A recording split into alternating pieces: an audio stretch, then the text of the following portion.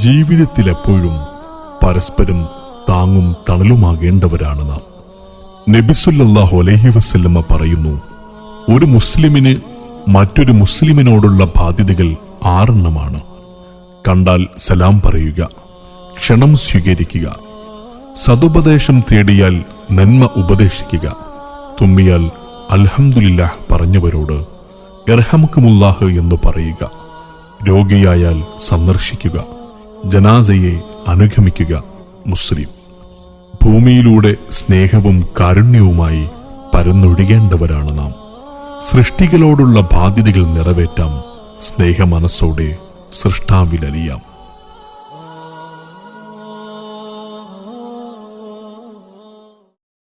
ജീവിതത്തിലെപ്പോഴും പരസ്പരം താങ്ങും തണലുമാകേണ്ടവരാണ് നാം.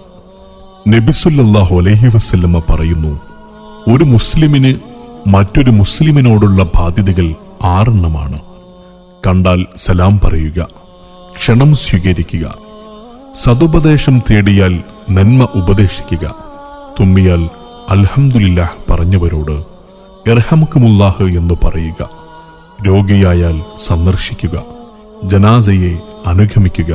മുസ്ലിം. ഭൂമിയിലൂടെ സ്നേഹവും കാരുണ്യവുമായി പരന്നൊഴുകേണ്ടവരാണ് നാം. സൃഷ്ടികളോടുള്ള ബാധ്യതകൾ നിറവേറ്റാം, സ്നേഹമനസ്സോടെ സൃഷ്ടാവിലലിയാം.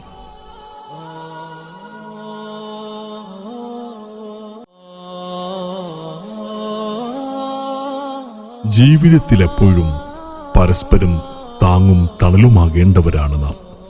നബി സല്ലല്ലാഹു അലൈഹി വസല്ലമ പറയുന്നു, ഒരു മുസ്ലിമിന് മറ്റൊരു മുസ്ലിമിനോടുള്ള ബാധ്യതകൾ 6 കണ്ടാൽ സലാം പറയുക, ക്ഷണം സ്വീകരിക്കുക, സതുപദേശം തേടിയാൽ നന്മ ഉപദേശിക്കുക, തുമ്മിയാൽ അൽഹംദുലില്ലാഹ് പറഞ്ഞവരോട് ഇർഹമുക്കുമുല്ലാഹ് എന്ന് പറയുക, രോഗിയായാൽ സന്ദർശിക്കുക, ജനാസയെ അനുഗമിക്കുക. മുസ്ലിം. ഭൂമിയിലൂടെ സ്നേഹവും കാരുണ്യവുമായി പരന്നൊഴുകേണ്ടവരാണ് നാം.